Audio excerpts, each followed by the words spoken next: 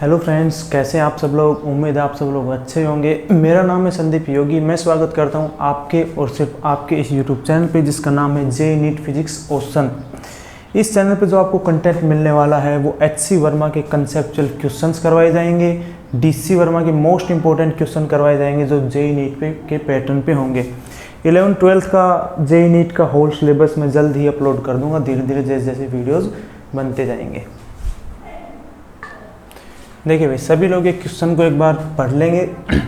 देखो, a conducting circular loop of face area 2.5 multiply में 10⁻³ metre square. Face area है ये फेस एरिया है इस कंडक्टिंग लूप का, जो कि परपेंडिकुलर रखी है मैग्नेटिक फील्ड के। ऐसे रखी हुई है मैग्नेटिक फील्ड ऐसे, और ये खुद ऐसे रखी हुई है, तो इसके 90 डिग्री के एंगल पे हो गई। Which varies as b equals to 0.20 t sine 50 pi second inverse t।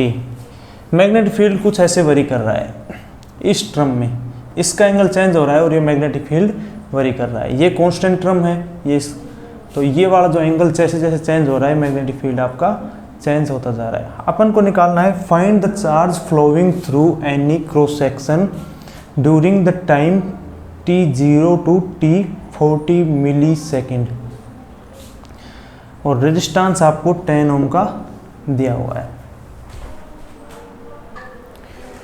देखिए भाई, b को मैंने b0 साइन ओमेगा t लिख दिया है। ऐसा क्यों? क्योंकि b0 को मैंने मान लिया 0.20, ओमेगा को मैंने मान लिया है 50 पाई।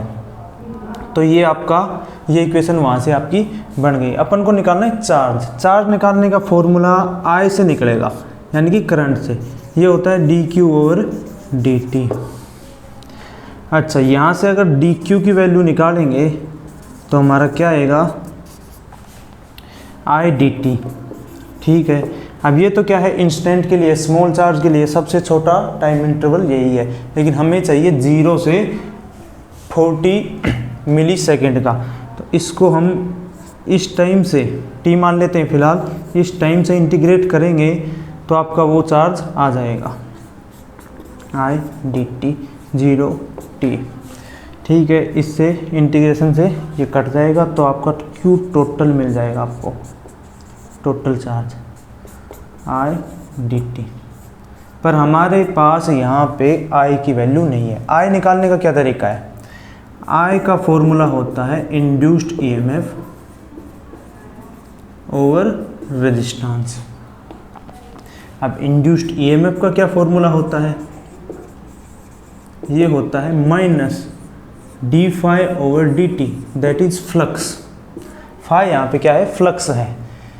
इंड्यूस्ड EMF की डायरेक्शन हमेशा नेगेटिव आती है लेंजिस लॉ के हिसाब से, इसलिए इसके ऊपर मोड लगाया गया और माइनस साइन को हटा दिया गया। अब यहाँ पे हमारे पास फाई की वैल्यू नहीं है, तो फाई कैसे निकालेंगे, मैग्नेटिक फ्लक्स जो है वो निकलता है BA का वेक्टर प्रोडक्ट। B किधर है वो देखो, B भी इधर ही जा रहा। एरिया वेक्टर किधर है, कोईल अगर ऐसे रखी हुई है तो ऐसे उसका एरिया वेक्टर होता है। तो कितने डिग्री हो गया, BA कोस 0 डिग्री। इसको क्या लिख देंगे, BA। B की वैल्यू लिख दो यहाँ पे B0 साइन ओमेगा t। अच्छा, अब लिखेंगे एरिया वेक्टर तो यही लिखा जाएगा फिलहाल। यहाँ पे सर्कुलर है तो πr² लिख सकते हैं, बाकी फिलहाल रहने दो क्योंकि आगे ये कट जाएगा। ठीक है, इसको थोड़ा सा सिंप्लीफाई करके लिख सकते हैं B0 A sine omega t। ये आ गया। अब यहाँ से हम निकालेंगे d∅/dt, यानी कि इसका हम क्या करेंगे, differentiation. B0 A sine omega t dt। क्या क्या कांस्टेंट है भाई, B0 constant, area vector constant, और साइन ओमेगा t ये कांस्टेंट नहीं है, ये चेंज हो रहा है। तो इसी का हम क्या करेंगे, डिफरेंशिएशन। B0 हो गया एरिया वेक्टर हो गया, बाहर निकाल दिया, ये इसका आएगा कोस ओमेगा टी और ओमेगा बाहर निकल जाएगा। तो हमारे पास डी फाई और डी टी की ये वैल्यू आ गई। यहाँ से ये वाली वैल्यू को हम यहाँ पे पुट करेंगे, यहाँ पे जब पुट करेंगे तो बी नोट ए ओमेगा कोस ओमेगा टी आया ओवर में आर। ठीक है, अब देखो ये वाली जो वैल्यूज़ है यहाँ की, ये सारी जो वैल्यूज़ है ये कांस्टेंट हैं, इसलिए हम इसको लिख सकते हैं आई नोट कोस ओमेगा टी। हमारे पास आई की वैल्यू आ गई, आई की वैल्यू आ गई। आई की वैल्यू को अब हम इसमें पुट कर देंगे। आई की वैल्यू को जब हम इसमें पुट करेंगे तब हमारा टोटल चार्ज आ जाएगा। 0 से टी टाइम इंटरवल है। आई की वैल्यू है आई नोट कोस ओमेगा टी। आई नोट कांस्टेंट है, यहाँ से निकल के आया था, कांस्टेंट को बाहर कर दिया। अब इंटीग्रेशन करेंगे कोस ओमेगा टी का, कोस ओमेगा टी का minus sign omega T integration आता है। आई माइनस बाहर ले लिया मैंने, ये आ गया साइन ओमेगा टी, इंटीग्रेशन में ओमेगा नीचे चला जाता है। ठीक है, 0 से टी। ठीक है, अब ये मिटा देते हैं।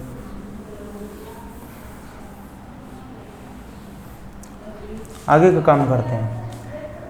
हमारे पास Q की वैल्यू फिलहाल क्या आ रही है, minus I naught sine omega T over omega 0 से टी।